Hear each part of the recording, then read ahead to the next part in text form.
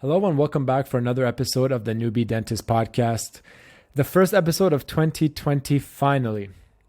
It has been a crazy past couple of months with job changes, holidays, and heading over to the US for coarse and DIA.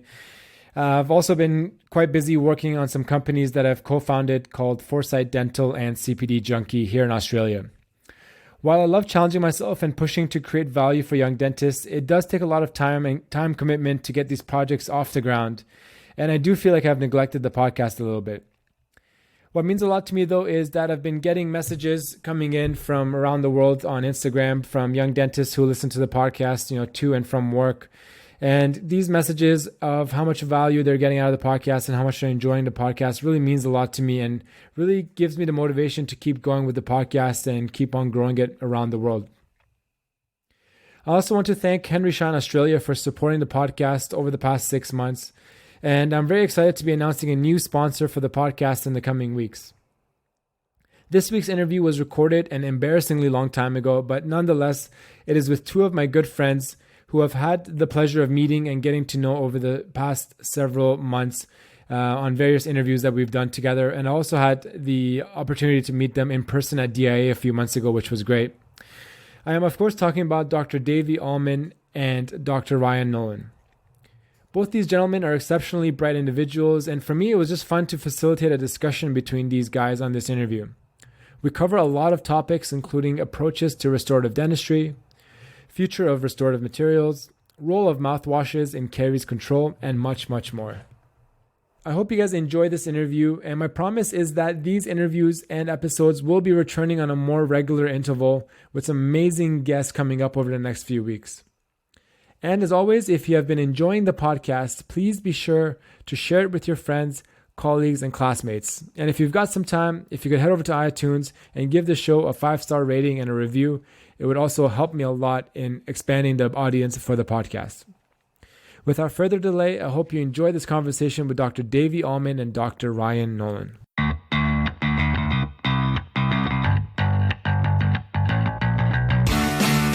Hello, and welcome to the Newbie Dentist Podcast, the safe place for newbie dentists to connect, collaborate, learn, and grow.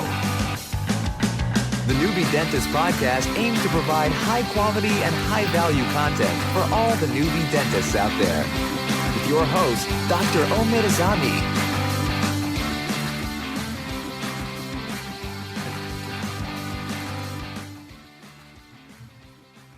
Can you hear me, guys? I can hear you. Yeah. Let's see what's going on. Ryan, can you hear us? We can't hear you. Yeah, we can't hear you, Ryan. Can you hear me? There we go. Yeah, it's working now. Can you hear me now? Yeah. Yeah, we can hear you. Okay, cool. Sorry about that. That's it. All right. How's the experimenting? Oh gosh, I ended up turning on the heater anyways at the end of the day. I was actually kind of funny, but yeah. No, I had to do something last second, so it didn't end up. I wasn't expecting to have to do it, so it ended up taking a little longer than I thought, so I apologize. But yeah, it was a lot of fun. So how's it going, boys? Very good. Thanks for coming on the eve of Canada beat US in soccer yesterday for their first time in like 35 years. Right on. Yeah, I heard that. I saw that on my Twitter feed. Yeah. As a Canadian, I'm happy. As an American, I don't know. So as an American, you don't care much. Yeah. Yeah. It's been a good year for Canada. We are NBA champions, US Open women's champions. Now we got soccer. I think the whole country's got its confidence back. So that's good. Yeah, we're rolling. It's good. Okay, so what are we debating here today? So I thought about this for a while, and I was thinking to myself, I don't know if there's much I can debate Davey on. There's really not a lot. Like we as time has gone on and our friendship has evolved, we disagree on less and less things. It seems to be going in that direction. But one of the things. So I will say this, right, as a preface. So like one of the things that was really, really cool was I got to go to Biomimetics conference Davey was talking, and then his dad, and then it was Della Perry as well, right, Davey? Correct. He came out. Yes. So these are all very, very knowledgeable guys, right? I mean, everybody knows Davey posts on Instagram and everything like that, but I think there's a lot of people who get the wrong impression about like biomimetics, and they think it's like, oh well, it's got to be this way or it's this way. And what was really cool to see is when I got there, there was people that were really heavy on the ceramics. There's people that were more in the composite zone. So there's all this like medley of different ideas, and I found it fascinating because you don't always get to see that, all different ideas in one room, but also I never really felt like uncomfortable or like, my ideas were wrong. And I'd ask random people questions and sit next to random people, and it was great. And I got to see one of my professors from school who kind of introduced me to biomimetics. But these guys are good guys, and they do good dentistry. And I just think if anybody, despite what we might debate or disagree on, if anybody's worth their salt, if you disagree with something, go to these guys' lectures. And if you come out and you learn nothing, then you've just died to dogma, right? Like, and you can't, a lot of the things we might disagree in nuanced stuff. And I don't think it's not everybody's going to agree or disagree, but I think that, to forecast, like, these guys are great dentists and they really care about the outcome. So I just wanted to say that before we get into any of this. Dave, you want to preface anything before we get heated here? I just really wish that Ryan's like headset with his fancy lights was actually giving us some good audio. That's the only thing I would like to. I think he's mining some Bitcoin. It's taking up his bandwidth. No, but I agree with with Ryan that many of the misunderstandings with biomimetic dentistry can be easily resolved through dissecting the literature. So that way it's not just a matter of, well, in my hands, this technique works well. But if we, look at independent researchers, and, Ryan knows that side of the dental field, better than most, that you want to be able to standardize variables. And once those variables are standardized, you can compare and contrast and figure out if one specific technique or product performs better consistently across the board.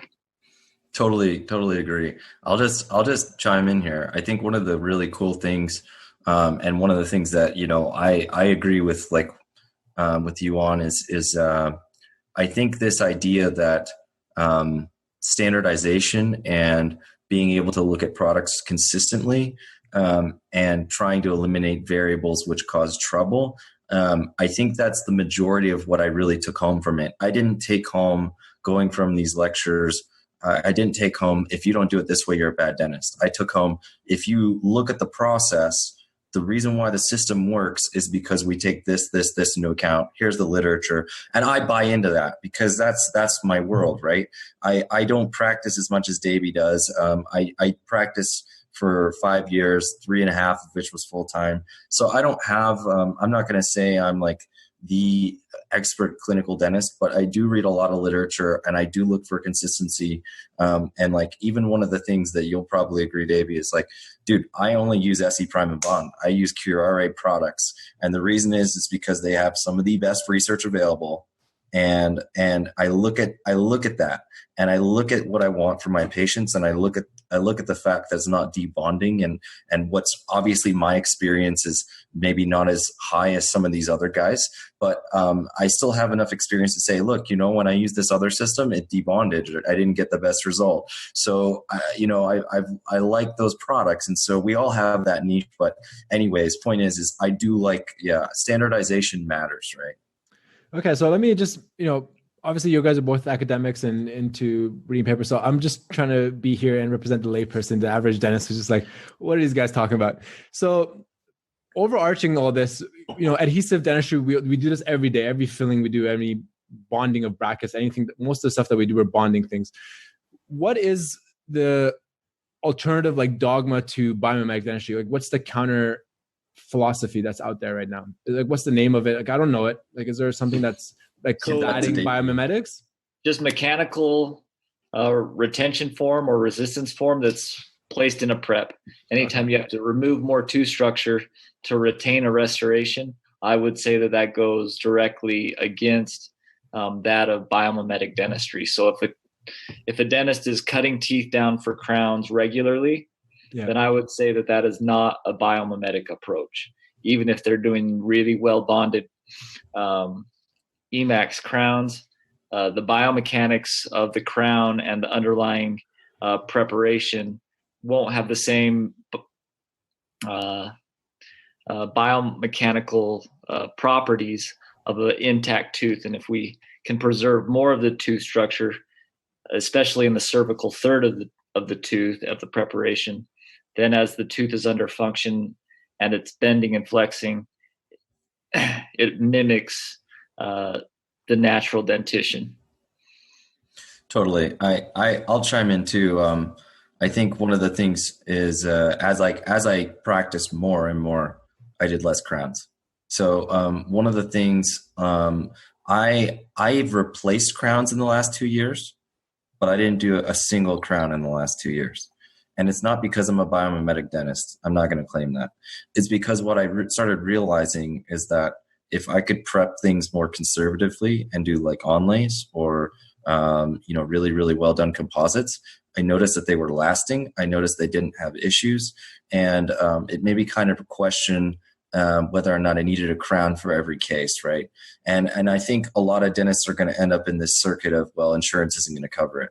And that's a really sad thing. And that's a separate issue. And I'm sure that everybody has their own opinion on it. But I mean, outside of biomimetics, I was doing the same thing for the last 2 years, which is I wasn't really prepping any crowns. I would replace crowns that failed, but I'm not like actively seeking to reduce the tooth structure if it's not necessary. And you know what? I might have had a patient population that was, different than some people. So I don't want to say, I'm better than you because I didn't do that. But I think as you evolve in your career, if you see things that are you feel like are better in your hands or I mean, we talk about the average dentist a lot, but like the average dentist might not feel comfortable prepping an onlay. I mean, they're more difficult to do.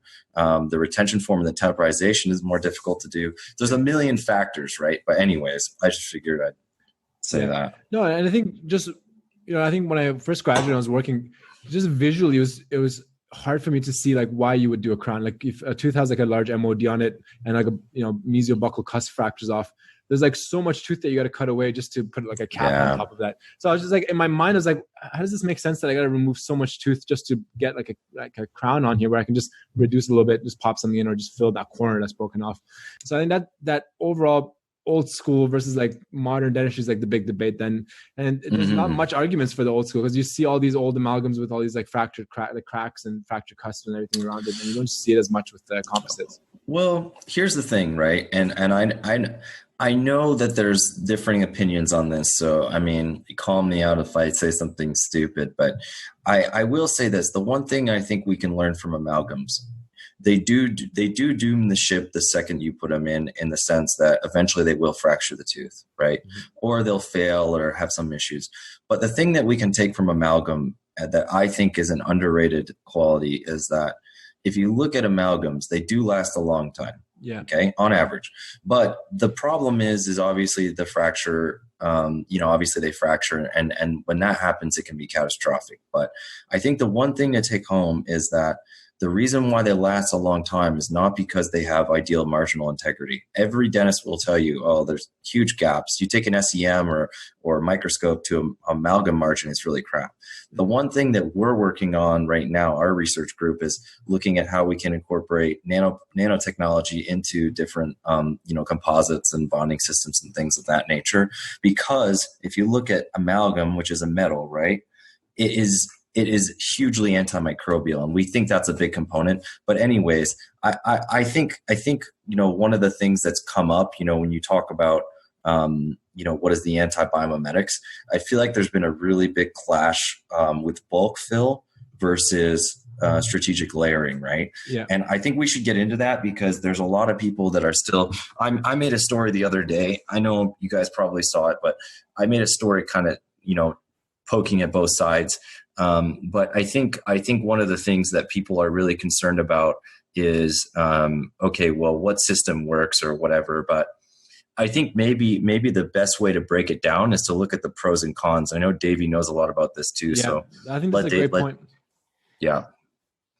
Yeah, I totally agree with your assessment, Ryan, that amalgam has done a lot of good for dentistry over the last 100 years. Right. I would much rather be fixing a tooth that has had a large failing amalgam than replacing a failed PFM. Right. Because you still have more tooth structure, and you can see that with the amalgam, it's never the amalgam that fails, very rarely, but right. It's the surrounding tooth structure.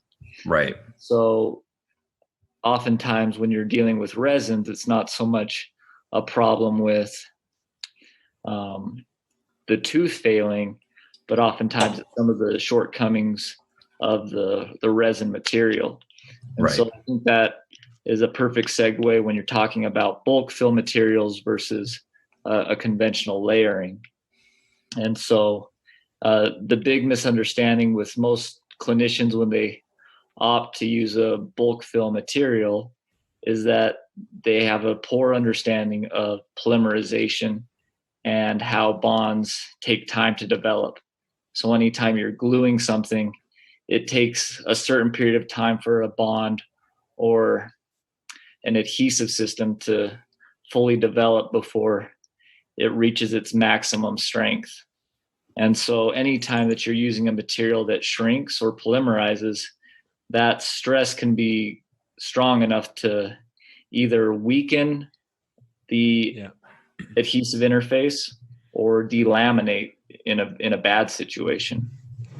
And with bulk fill technologies that are coming out, a lot of them, in order to decrease the polymerization stress, what they do is they decrease the modulus of elasticity or the stiffness of the material.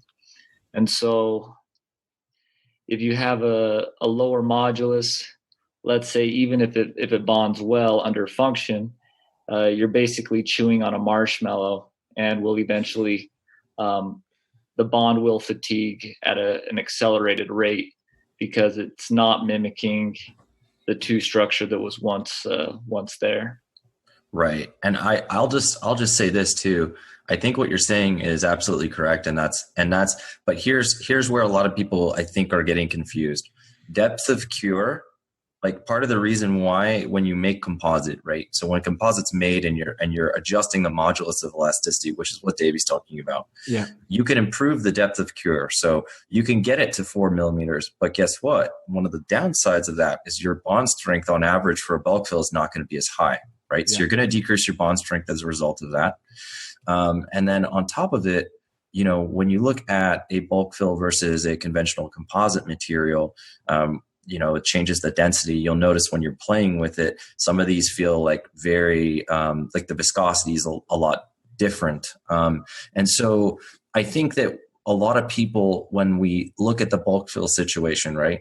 And I know there's people out there looking at this and saying, well, look, my layering didn't look as good as, my bulk fill.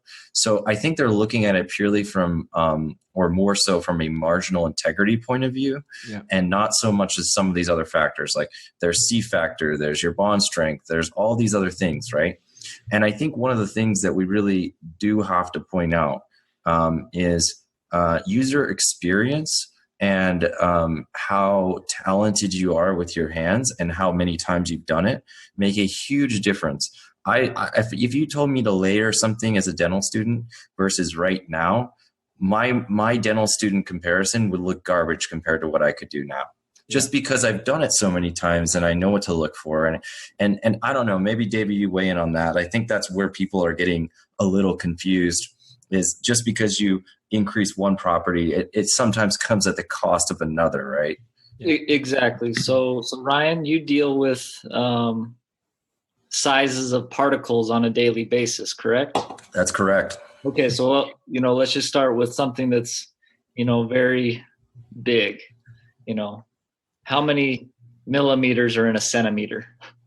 10, right? 10. Okay, so how many millimeters are you from the pulp from like a cable surface? Roughly? 7. About 7. Yeah. So in our mind, millimeter is kind of where we get a little bit, that's a small area. But when we think about gaps or cracks underneath a restoration, we're talking about microns. And right. So what's the size of a bacteria? It can be a micron, but it can go submicron as well. Exactly. So what we're looking at when we're looking at gaps, it's actually invisible to the naked eye. Right. You could do a nice, injection molded bulk fill restoration. You can take a saw to it, and then you can say, look, there's no gaps or cracks. But if you do a dye penetration study and leave it, for a period of time, you could actually see what the micro leakage would be in terms of microns rather than millimeters. And so if there's a layered composite, but it's well bonded and so there's no gap between the adhesive and the dentin interface, you wouldn't have any staining into the margin, like moving axially, but you might be able to see some defects or air bubbles between the different layers. And so the question is, where is the real important area as far as keeping a tooth sealed? Is it the dentin adhesive interface, or is it between your layers of composite? Dentin adhesive interface, 100%. Exactly. Bacteria between 2 layers of composite, that's not going to create a decayed lesion. No. I'll never forget this. I was a 4th-year dental student, and a couple of my classmates went down to the Dominican Republic to take out a bunch of teeth. I mean, you might have had some classmates that did that, Ryan. Yep. But anyway, they met some students from UCLA, and they were, talking during the week of dental experience, and they were really concerned about these gaps in between layers of composite. And so one of my classmates, when he came back from the Dominican Republic, he was saying, hey, maybe we shouldn't layer composites because, we might be able to start getting decay between our layers. And it took everything for me not to just laugh. Yeah. Because, if there's nothing for, bacteria to attack. Yeah. I mean. Okay, so before we lose the audience here, let me summarize a few things. I think one of the great points you mentioned about bulk fills is perhaps the average dentist is misunderstanding why bulk fill may be limited, because we're thinking from depth of cure perspective of, okay, if I'm packing 5 mils, 4 mils of composite, maybe the deeper layer is not getting cured properly. So that's maybe one of the reasons why the average person is maybe it's not the best idea to do that. But the real issue with it, as you're saying, both of you are actually agreeing on, is that it's not the depth of cure, because we can work around that and the composite improves to allow that. But it's more so that the shrinkage of that much bulk of composite is going to pull on the bond, and you're going to get some delamination or debonding at the important junction of where the composite meets the dentin and the tooth. So I think that's the main issue there. The other question I have about bulk fills, though, from a practicality standpoint and from, all of us working with insurance, especially with you guys in the US with the fees reducing and stuff, people want to work a little bit faster, but the people who want to work faster but also be conscientious of the work that they're doing, how bad is it actually to do that? What innovations are coming to allow bulk fill, and how can we work a little bit faster than sitting there doing incremental millimeter increments, also not do a disastrous thing for the patient, but do something that's acceptable. And so the first thing you need to do is become very familiar with the research from Ollie Sauter from the University of Washington, who's did multiple OCT scans of various bulk fills with various adhesives. And in 2 millimeter preps with a good adhesive, the bond was strong enough to stay sealed. With bad adhesives, with very popular universal adhesive, we talked about this before, Omid, and another adhesive. But anyways, even at a 2 millimeter depth, it shows in real time the delamination. And so if you're going to use a bulk fill material, you have to use a good adhesive. Yeah. Now, I don't think that that's still a great strategy, because that same group of researchers also showed these OCT scans at 4 millimeter preps. And that's what, every bulk fill manufacturer, claims. It says, at 4 millimeters, we get the depth of cure that you can just, bulk fill, and that the shrinkage stress is, X amount. But with those scans at 4 millimeters, of a 4 millimeter prep compared to a 2 millimeter prep, even with a good adhesive like SE Bond, in this case it was SE Bond 2, it still had delamination at the 4 millimeter mark with every bulk fill material except for one, and that was Bulk EZ. But Bulk EZ is not really a bulk fill composite in a traditional sense. It's actually a chemical cure composite. And so the gel point of the polymerization stress is so much delayed that the bond was able to withstand that stress. And so if a bond is strong enough to withstand the stress, then you will have adhesive success. But if the stress is higher than the early bond, you will have delamination. And so if you are using a bulk fill material, you should never use it as a 4 millimeter increment. I would still recommend to use it as a 1 or 2 millimeter increment, but still understand that you will have some issues with a lower modulus and some of the drawbacks of that. So. And what are your guys' thoughts on flowables, like the newer, the genial universal or genial injectable or genial flow? Because like in indications of those, they say you can do class 2s, you can do class 1s, like smaller ones. I find flowables as like a material much easier to use, obviously, because it's so much easier to adapt it and get it into the floor of the box and stuff in your class 2s. How do those hold up as a even if you do like a base of the universal injectable or something and then cover it with composite afterwards? Like what about that kind of sequencing? I might take this one, Davey, just because. Okay, so here's what I like flowables as like my initial layer. Like I like bonding the flowable. However, what I noticed as I was doing more and more work, and this is more from experience than literature, so just take this for what it's worth. I noticed that when I was prepping my class 2 specifically, if I even had a slight little angulation out, that corner was not getting filled at the bottom of the base of the class 2. Yeah. So by fixing my prep style, I was able to use a lot less flowable. I don't like flowable as much as some people, and the reason why is because I notice if you use it for class 1s or occlusally too much, they'll chip and break because they don't have the same microfill. I think the max is 65%, and I like to think a lot of them are sub 30. So they don't have the same fill capacity, and I feel like you don't end up. They're pretty, but they don't end up being as resistant to occlusal wear. Yeah. And but I do like them for layering the first base after I do my bond. But even getting back to like this bulk fill, I don't necessarily think bulk fill is bad in the sense that, like, look, if you're a dentist and you have a limited amount of time and you're just trying to do the best for your patient, and maybe you suck at layering. Let's be honest. Some people, the average dentist doesn't have good hands. I'm just going to say it. Like, it's just true.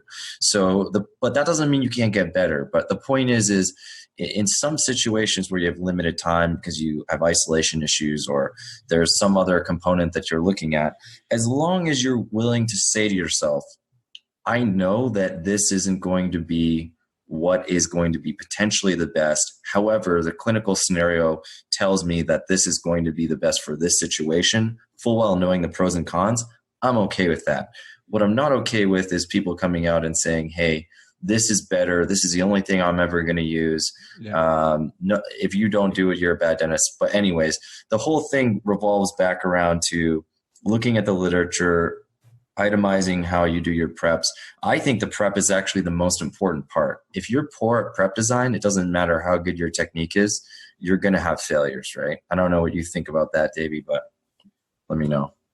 I mean, I think prep and technique is, I mean, every step that you're on is the most important step, you know, up until it fails, right? You know, at that point, there's a lot of ways to screw up, but I definitely agree with your assessment that as long as you have good information about your approach and know the pros and cons, and at least that's a starting point as far as a discussion. Right. So for instance, you know,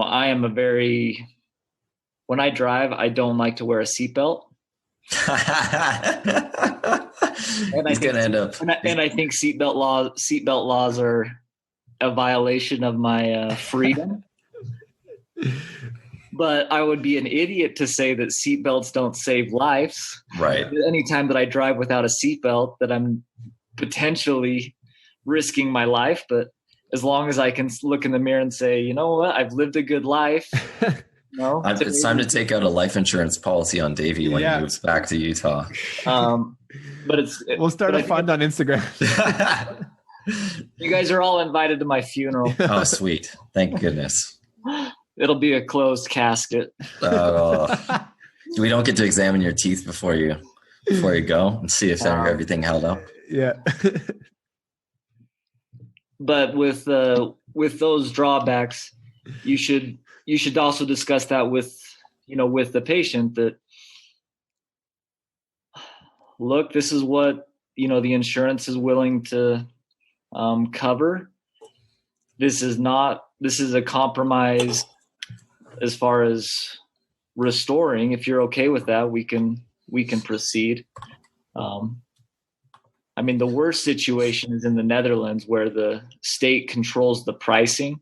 Yeah. And you can only charge a maximum of 120 or 140 euros for a resin composite. And so it doesn't matter how good of a job you do compared to the next guy, you're getting paid the exact same. There is no market to distinguish value in that extreme case of socialized care. That doesn't make sense to me. I mean, the second that you start going anti-capitalism, you lose the gradations of quality, right? Oh, exactly. And anybody that's worked in the Netherlands or known a dentist in the Netherlands, the really good dentists, they do dentistry for other reasons than finances. Mm-hmm. But you can also have some severe burnout. A really good researcher named Nick Opdam out of the Netherlands, who's done some really good studies as far as comparing composite resins to closed sandwich techniques and amalgams versus composites for a meta-analysis. But anyways, if you talk to him, he's very jaded, and you can tell that he's been abused by this system that is disincentivized maybe top tier composite work. But he still came to the conclusion that composites outlasted amalgams over a 9-year span. But That's the tricky thing. I think this is a problem around the world because, with dentistry moved from amalgam dentistry to way more technique sensitive composite adhesive dentistry. Sure. And the fees haven't really changed to like reflect that at all. And if anything, they've gone the other way. They've gone less and less as the market's got more competitive. So when you like compare that to like some medical fields like ophthalmology and stuff where they're doing LASIK surgery, you just take them an hour. Now it takes them like 15 minutes thanks to technological advancement. So those guys are just having a great time, making good money, and they're doing good work.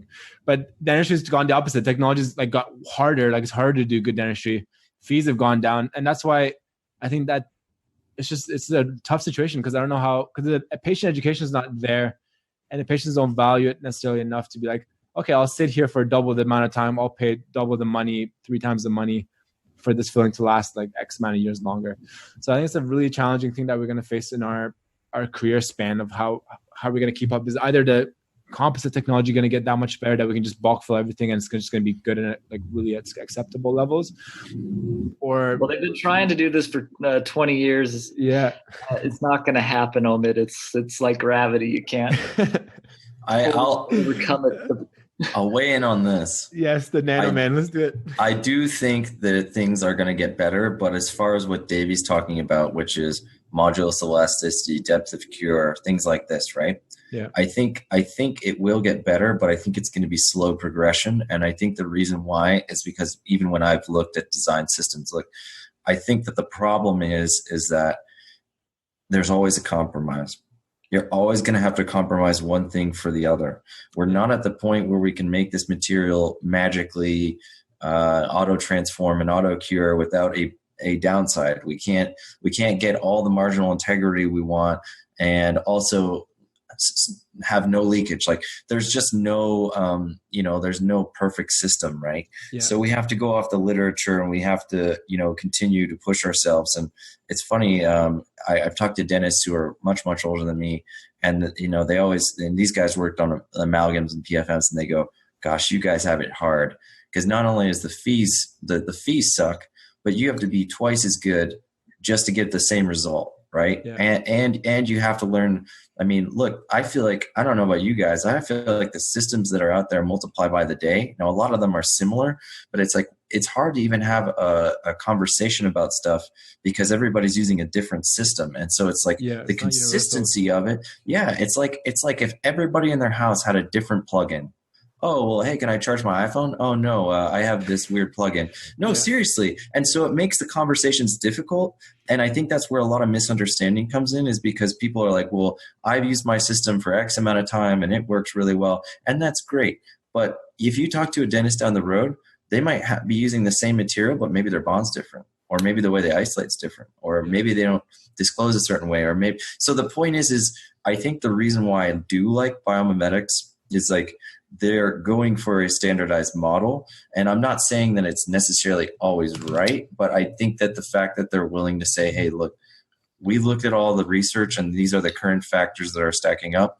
I like that because I'm a logistics guy. So I don't necessarily care about how you feel about it or, hey, this doc did it this way and he told me to do it. I don't care. The second you say, well, this doc told me to do it this way, if you can't explain to me why you're going to do it, you failed me as a dentist because I don't know why. And that's the bigger problem, that's huge. At play. And I think before David jump in, I think that's a huge problem with social media right now too, because you'll see someone on Instagram doing something a certain way and you're like, oh yeah, I'll just try that without necessarily a literature backing or thorough understanding of why they've done certain things. I think there's like that lack of depth of understanding in a lot of people nowadays. And that's a big problem. I totally agree. And so one thing that we've really tried to stress when we discuss biomimetic dentistry is a certain level of standardization as far as terminology and explaining why certain techniques or certain materials have success. And the crux of it comes down to stress reduction. So in order to adhesively restore with predictability, you need to understand that bonds take time to mature. And the only way to increase your bond strength is by actually decreasing the stress and strain in the tooth and restoration complex. And so when you look at somebody who says biomimetic dentistry can only be done with an indirect approach, and because of X success, and you would say, well, let's boil this down. Why are you having success? Are you doing immediate dent sealing? What are your caries removal endpoints? What are your crack protocols? And if they're doing certain strategies, you can say, yes, the indirect approach will have the maximum amount of stress reduction and the least amount of strain on the residual tooth structure. And because of this high bond strength and low stress and strain, the tooth and the restoration act as one. Now, other biomimetic dentists will say we need to take a direct approach with composite resins because they mimic the modulus of elasticity of dentin, and the toughness of dentin is something that is very desirable. But if they don't understand how to talk about polymerization stress and post-gel shrinkage, then it's really hard to say how good of a technique it is. And so if they don't understand fiber placement, layering protocols, and curing protocols, then their results will be quite different than the other guy that's down the street that's also doing a lot of composite resins, but not having the same successes as that other person. And the person that's doing multiple layers with fiber placement, like Simone Della Peri, they will have high bond strengths in their composite restoration, but they also understand that the high bond strength and the polymerization of that material will have potentially the drawback of higher strain in the residual tooth structure. This may not be clinically relevant, and that's why the success rates are similar to those of that prefer a ceramic or an indirect approach. But as far as the standardization of how do we maximize bonds and how do we decrease the stresses, that is really the common denominator between true biomimetic dentists. What's funny is like when I went to the biomimetic conference, so I had a certain impression about what it was from Instagram, and there's a couple of pretty dominating theories, right? I know that there's the BioRim, there's DME, so that's deep marginal elevation. There's a couple of these other things, and I feel like they're almost over focused on, because there's a lot of aspects of biomimetic dentistry that get missed because everybody talks about one or two things, and it's like being a politician and having really a lot of important policies, and everybody focuses on one policy, and you miss the rest of the value that comes out of the equation. So when I went to this conference, it was interesting because I sat next to a gentleman who he's mainly ceramics, and then I also sat next to a gentleman who only did like a lot of composite. But I think there's even more. I think if you paint something with one brush and you say, oh, well, blue is blue is blue, but then you actually realize, oh, blue is actually a combination of these, this color, this color, this color, this color. Yeah. You'll actually start to realize, okay, this isn't necessarily a dogma. This is people trying to figure it out, trying to make it better. And not everybody even agrees. But the point is everybody cared about a lot of these other core factors, which everyone agreed upon. And so I think what happens is when we get on Instagram and we start, levying stones at each other, right? I think we miss a lot of that valuable information from the literature because everybody focuses on one thing they hate, right? And it's just, it kind of grinds my gears a bit because you have to be open-minded on both sides, but you have to be open-minded to get better. That's all I'm saying. I think that's a big point. I think especially with dentistry, because we work in a room by ourselves all day, we tend to over time be like, okay, this is the way it's done and it works for me. And we lose sight of what the more current trends are, what people are doing, what people are innovating and stuff like that. So I think it's important to, like you said, stay involved, going to these courses and lectures and stuff to see the broad view of what's going on, what people are trying, and have that debate. And like anything else in life, the more open-minded and more like growth mindset you have of okay, what I think to be true may not necessarily be true, then you'll go further in life. So I think that's the point. So Davey, what's like the upcoming trends? Like, what do you think, like in 5 years time, biomedical dentistry will be like around, new grads coming? Is it being taught in schools right now? Like, where do you see biomedical dentistry going in the next few years? The only dental school that I would consider fully biomimetic, maybe in the world, is probably the University of Geneva in Switzerland. Mm-hmm. This is where Pascal Magne and Davey Adichie and Ivo Krechke have come out of. But basically, they require their students to not cut any teeth down for crowns. Mm-hmm. And maybe the closest dental school in the United States is the University of Southern California, USC. But as far as, trends in the next 5 years, what you will see is more validation from the conclusions that people like my father, Pascal Magne, Simone Delaperri, Didier Dici have come, that there is less need to cut teeth down for full coverage for retention, but an adhesive approach can be more than adequate and more than sufficient.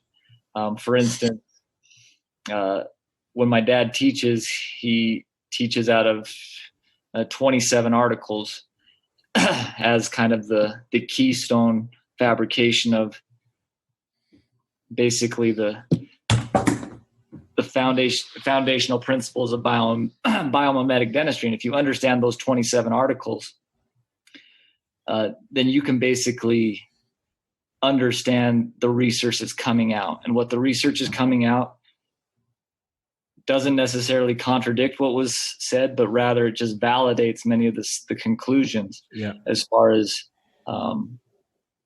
layering will have a higher bond strength than a bulk fill. A use of a gold standard adhesive that separates chemistry will perform better than a simplified adhesive. Yeah. An indirect restoration will have less stress and strain than a simplified direct technique. And so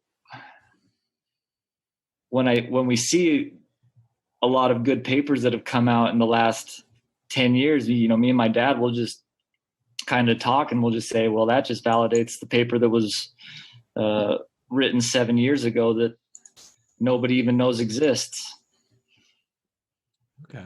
So you're saying it's just getting a more proven track record now. More time is passing and the principles are just being proven and verified over time. Exactly. In the early 2000s, you didn't know how well this was going to perform. Now in 2019, it's kind of like, well, the early adopters were really glad that they early adopted, and everybody else that's trying to play catch up, they can try and fake it that, oh yeah, I've been doing this. But you just ask them some simple questions, and typically you can find some of the errors in their approach. Okay, that's interesting. And Ryan, what about you? I know you obviously your perspective and what you're working on is more material development and innovation and things like that.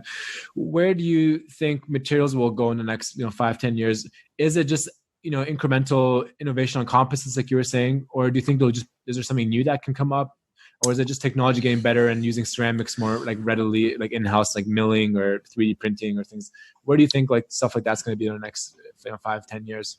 Well, what we're really trying to focus on is we're trying to add like anti-caries components to existing. So we don't think that we can make the properties of composite better currently. We are focusing on making the properties of composite more antimicrobial so that we can mimic like amalgam or gold in terms of resistance to microbes slipping through.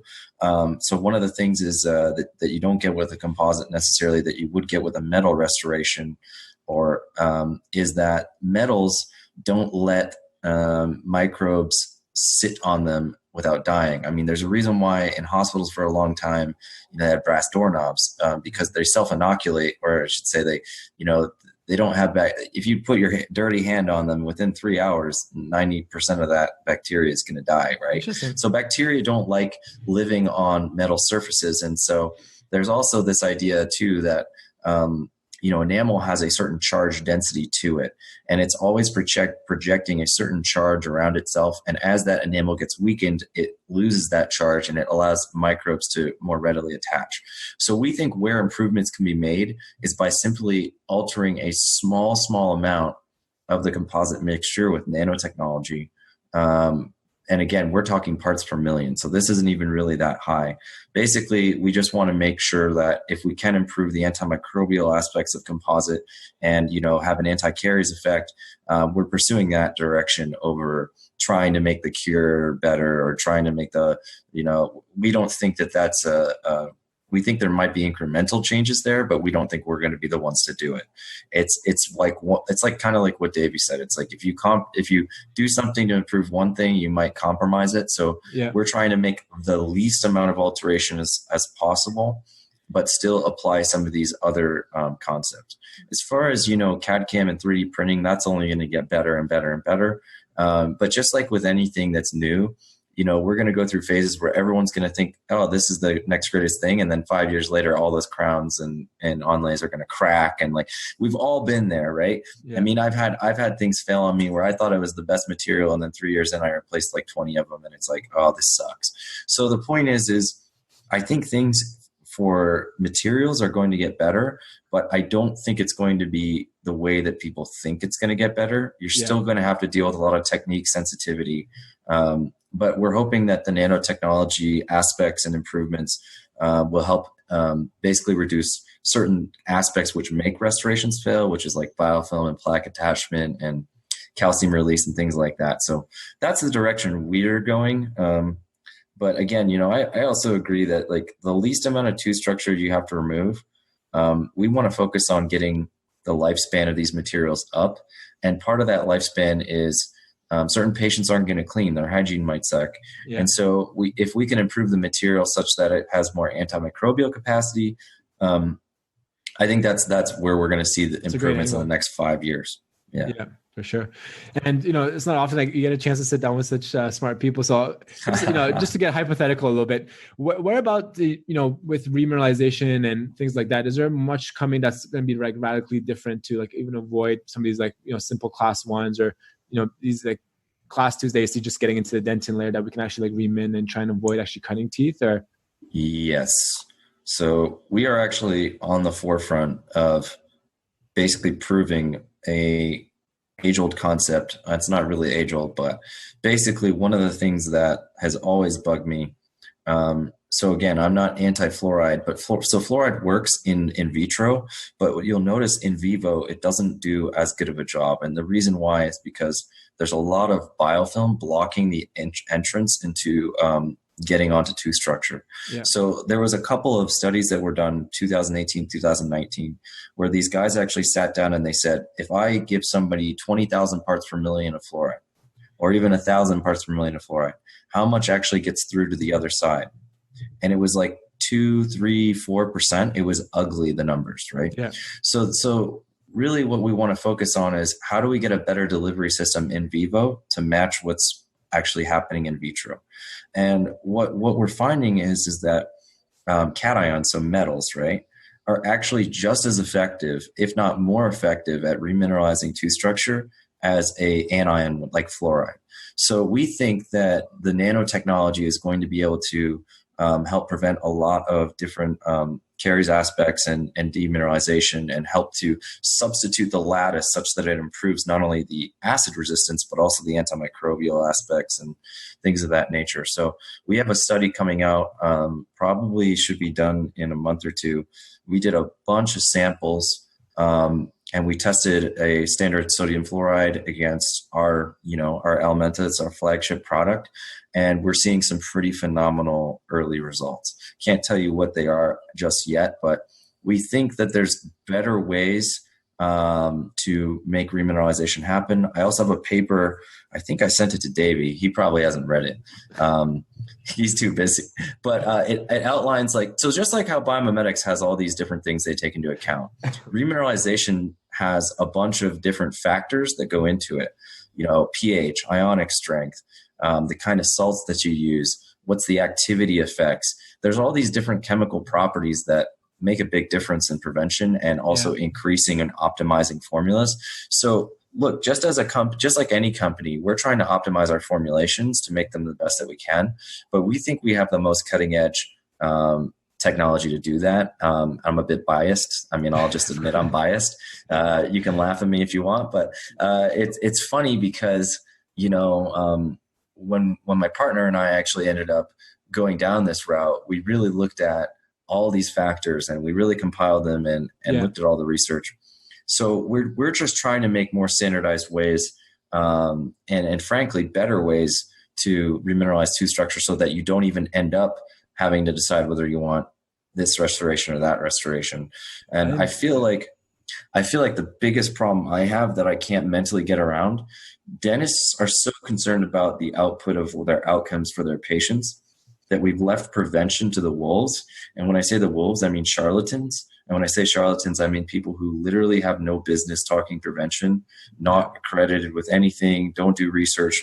Oh yeah, if you just take this coconut oil, you're going to be fine and dandy. It's like, dude, there's no research supporting this. Like, that's so anyways, I get frustrated because I just like Davey gets frustrated. Yeah. You know? I think the massive problem with that, and that's all of healthcare, is the compensation model is just completely broken, right? So if we were somehow rewarded or awarded for preventing disease rather than just like fixing shit up all the time, because that's the same thing with healthcare. Like, you know, no one talks about like diet, no one talks about exercise. It's just like, okay, what do you have? What can I give you to fix it? And then that's how the whole system just works all the time. So on a larger scale, yes, it'd be nice if we can just prevent all disease and like all is fine. Right. All we can worry about is like a little bit of whitening and veneers. And it's never going to happen, but you can aim for it. Yeah, you can aim for it. But the problem is at the same time, a lot of dentists would be like, well, how else would I have income then? Like, right. You're not going to lose income. There's always going to be somebody. There's always bad dentistry to fix. And that's right. It's not like sugar isn't addicting, right? Ryan? Hey, Davey, can I plug you for a product review over here? What's your favorite mouthwash? You know, what are you using these days? You know, what's the deal? Well, sure. My favorite mouthwash is Listerine. Oh my God. Get out of here. No. It's not Red Bull or Mountain Dew. Get out of here.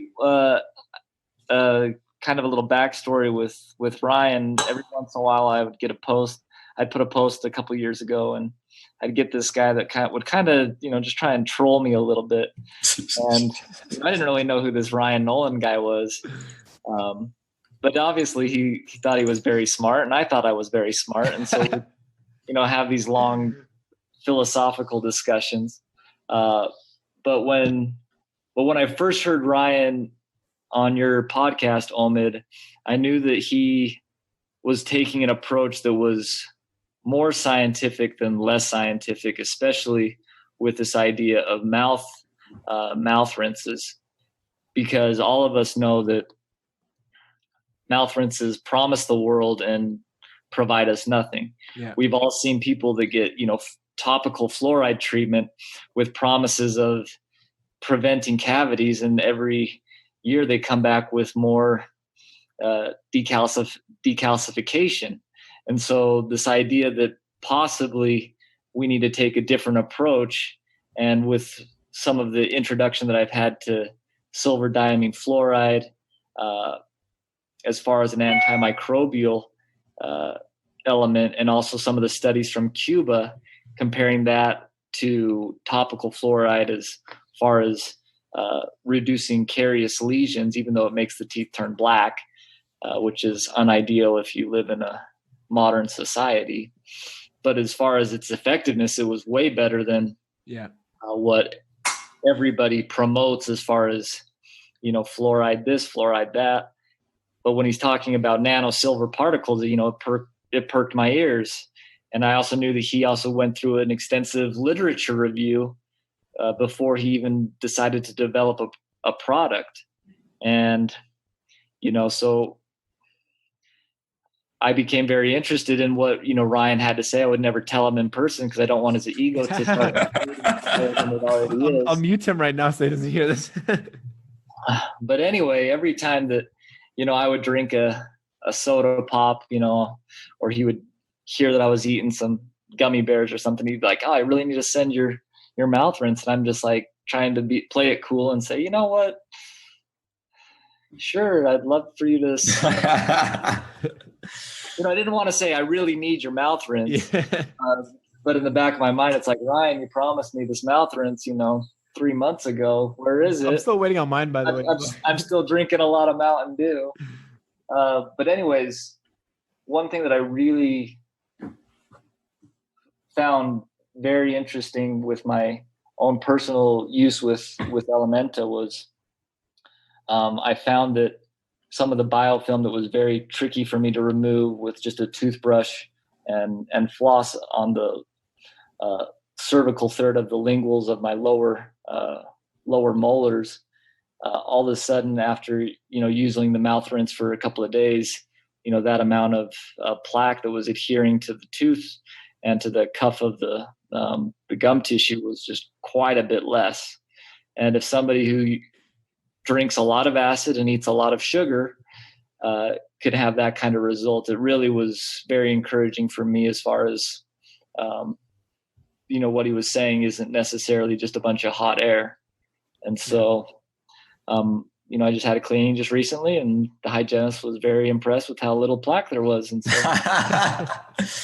I mean, as far as the awesome flavors, they all taste like sucking on a quarter, but whatever. That'll come with time. I would probably say the mint is my favorite.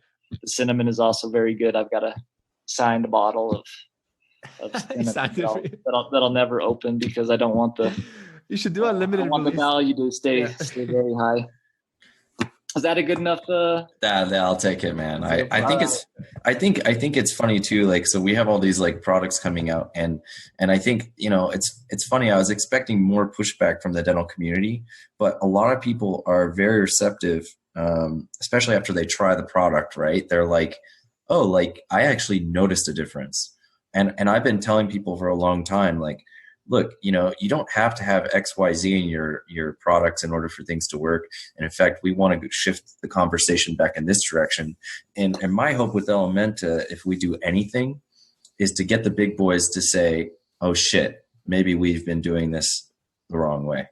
And if I can convince them that, then I'm happy. It's not to make $1 billion, right? Be awesome to make money. Doesn't hurt though, yeah. It doesn't hurt, but that's not what we started the company for. We started it because we really cared about outcomes, and we want our patients, just like how you want your restorations to look good. We want our patients to actually get a result, and when just like how Davey's saying, oh well, now the research for this is being validated. We just had a study that came out literally 2019, so a month ago, saying a 6-week trial of nanosilver compared to chlorhexidine, and they were comparable. So now you're using less. It's not as toxic. You're looking at the actual end result, and you're just seeing these things come out, and it's like, oh man, like we were right, and I'm so happy. But again, it's not about ego. It's just about, can we make it better? And when people, I've had people who are like, oh, well, I've used this product for forever. And I go, look, I'm not going to try and tell you, I'm not going to try and convince you. I'm not a salesman.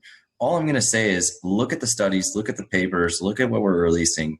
And if you don't think that we've made significant changes and after trying you don't like it, that's fine.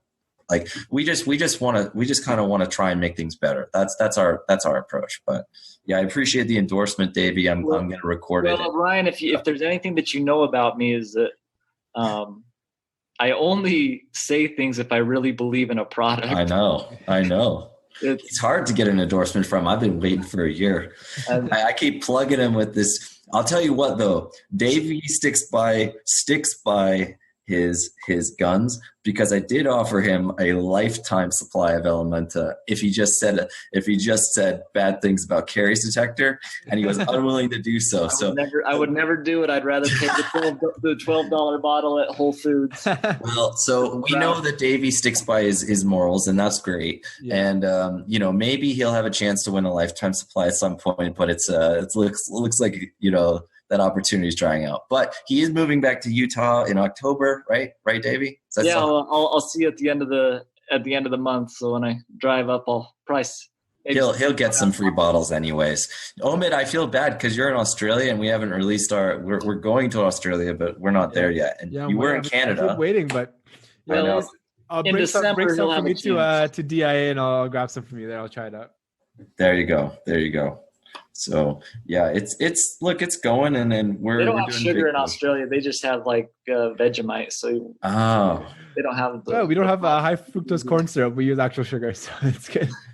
Hey man, I just think the thing is like at the end of the day, you know, we all want to do our best for our patients and we all want to, you know, try and improve things. And I think if everybody took that perspective and just zoomed out for a second and said, hey, look, people are trying to make it better. Let's forget the dogma. Let's forget this or that item. You know, if I see a dentist or a dental student or whatever trying to do better, I'm happy about it. So, I mean, as long as people are open to new ideas because things are, you know, are changing, you know, that makes me happy. So the fact that I got Davey to, you know, try my product, and, you know, it's funny because I tell people, I'm like, some of my best buddies I get from disagreements.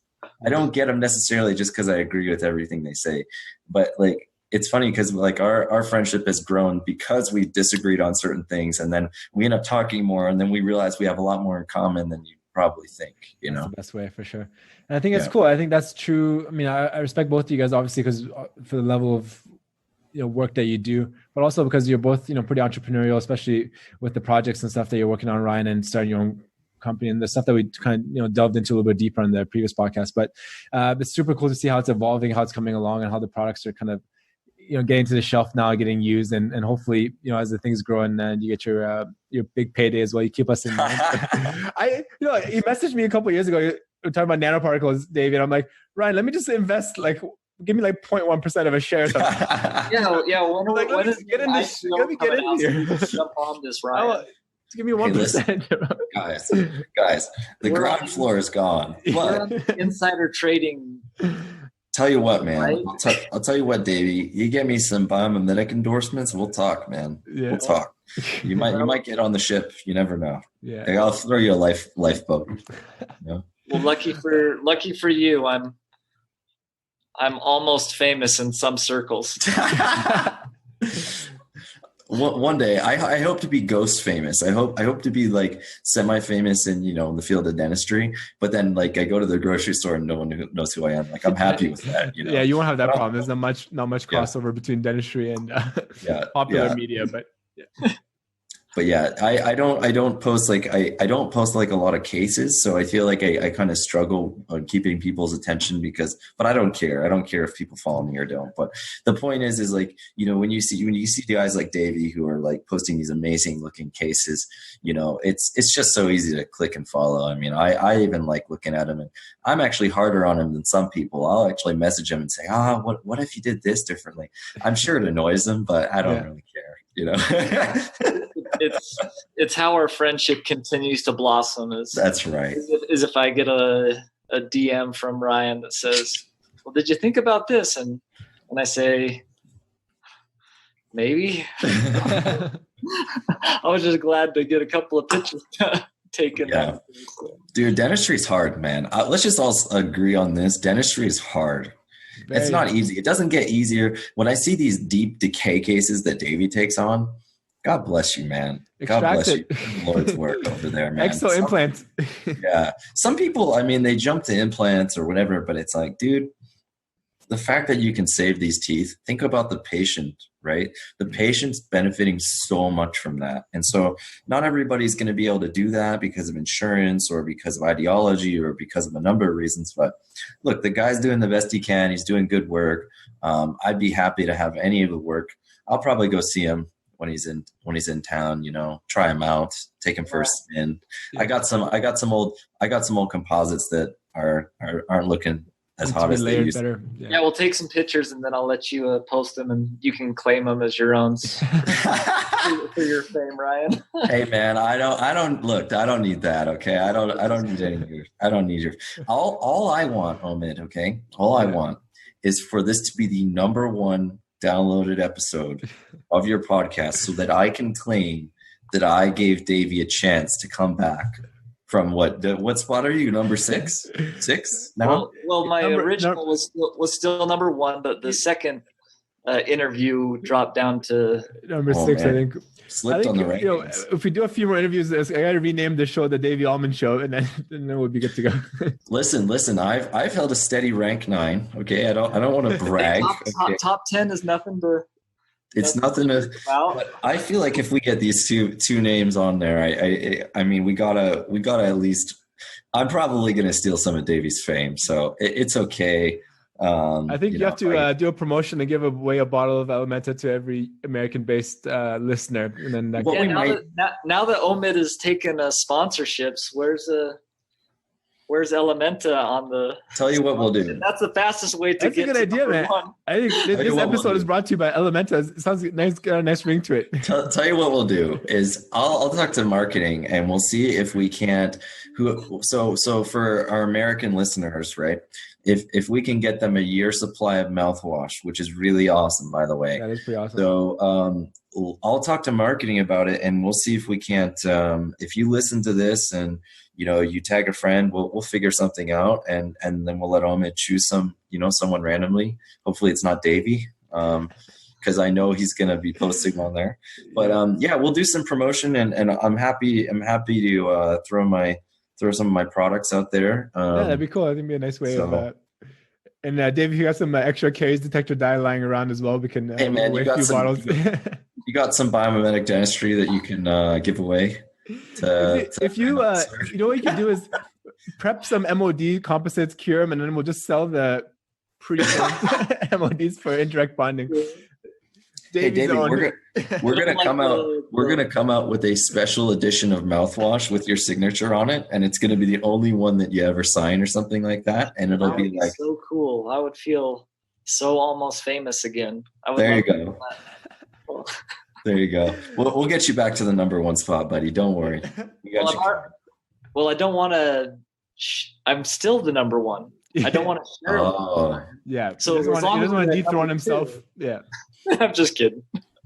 Listen, well, dude, we gotta get Davey's dad on here at some point. He's hilarious. He's awesome. That's the real genius, Omid. You need to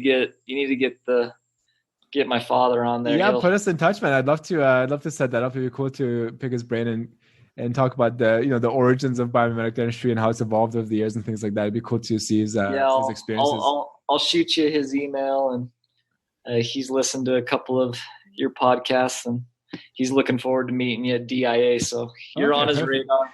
Okay, good. Yeah, I'm upset. I thought the conference was Saturday, Sunday, so I was all excited. I was gonna leave. I'm doing coarse, so I was gonna leave Friday night, get there Saturday, and so I'm gonna miss the Friday, but I'll be there on the Saturday, and we'll catch up. I think I'm speaking. I want to say I'm speaking Saturday, but I don't know yet. I'm doing a breakout session. So, Davey, when are you speaking? Do you know?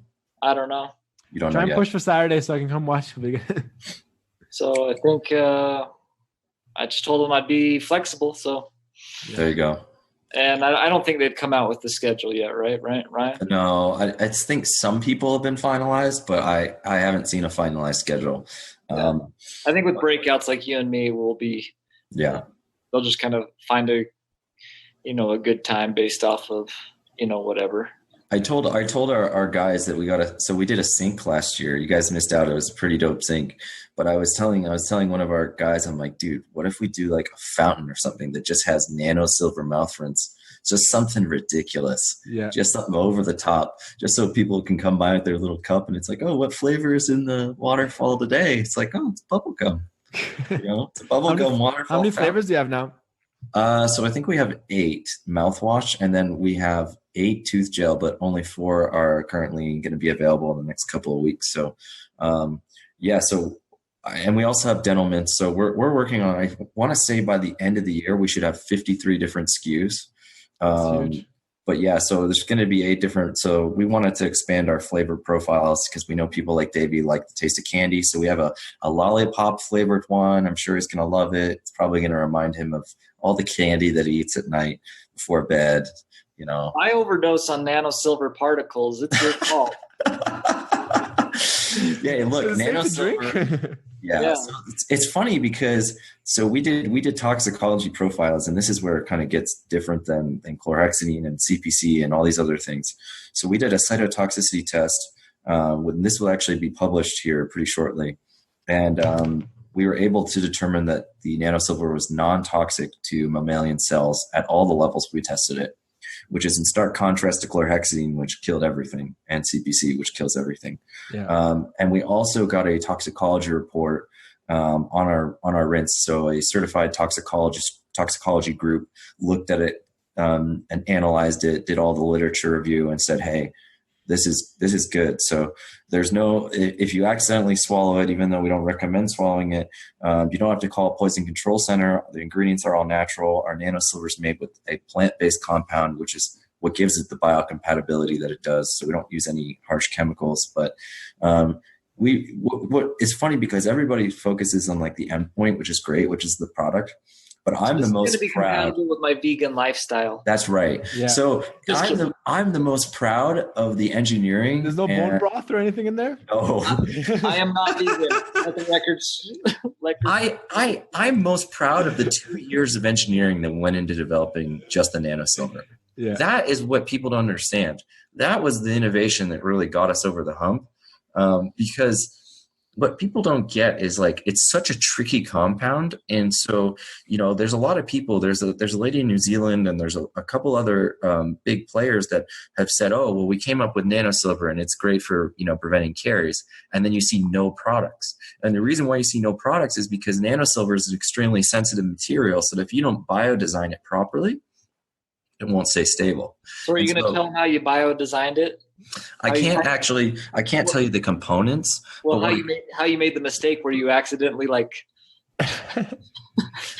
no, it's overestimated the amount of compound, and all of a sudden. Yeah, so it's funny because like baking soda and vinegar type. That's most the extent of my chemistry knowledge. Most innovations come from mistakes, and I'm not an exception. So there was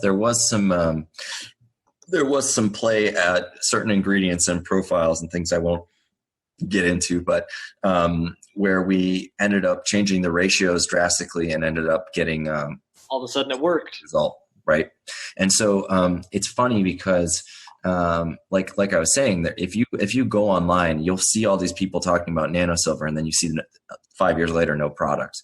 So the reason is because you actually have to engineer it with certain kind of like encapsulations, and those encapsulations really provide all that extra stability you need in order to put them in dental formulations with fluoride, xylitol, calcium, salts, all this different stuff.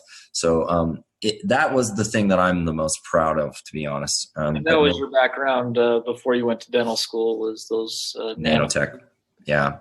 Carbon nanotubes is what I studied in college, but we worked on a bunch of different things. And so it's funny because the class that I learned the most from, they actually don't have it in the curriculum anymore, which is inorganic chemistry, which is the study of like metals and metallic compounds and things like that.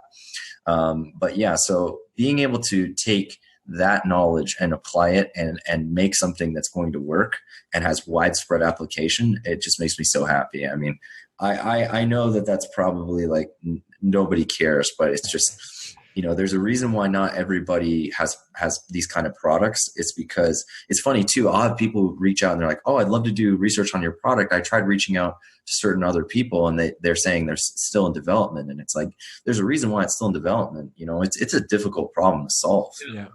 That's super cool, man. I think that's the beauty of the entrepreneurial side, innovation. And when it works, and it's like pretty exciting. So I'm excited to see where it goes for you. Any last minute things you guys want to chat about before we wrap up? No, I just thought this was a lot of fun. Yeah, it was great. Glad that Ryan was the brainchild to make this meeting of the minds happen again. Yeah. Hey, we didn't get into much of any debate. If we do show it's a bit of a love fest, to be honest. I was ready if I do get reinvited back to the show, should I be so lucky, right? I mean, I've had 2 appearances now. I mean, maybe Omid likes me, maybe he doesn't. But I'm gonna tank his ratings. Just watch. But no, if we do get back, I mean, there's certain things that we could obviously talk about.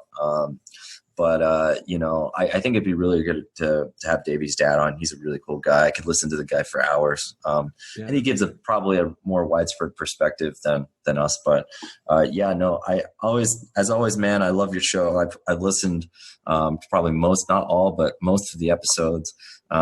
Really enjoyed the discussion, and glad that we didn't get into any firefights, Davey. We'll keep it to the DMs. How about that? Well, it's hard to fight when you've come around to agree with me, and I've come around to agree that your mouth rinse is the best on the market. So yeah, there you go. To be honest, but it's all good. Sorry, Omid. We promised, and then under delivered. I got to rename my working title now. That's it. What was it? What was going to be the title? I don't know. Like the debate of the century. The great debate or something. Yeah. The great debate. It's more like the great agreeants or something. I don't know. Bromance 2.0 or something. Yeah. We'll work with something out. Awesome, guys. Thanks a lot. I'm looking forward to catching up with you guys in December, coming up in a few weeks there. Hopefully you'll be speaking on the Saturday, so I can actually come and see you guys speak a little bit as well. But looking forward to catching up afterwards and hopefully get together after the conference as well. Awesome. Sure, looking forward to it, Omid. Hey, thanks, man. All right. See you, Ryan. See ya. Bye, Omid.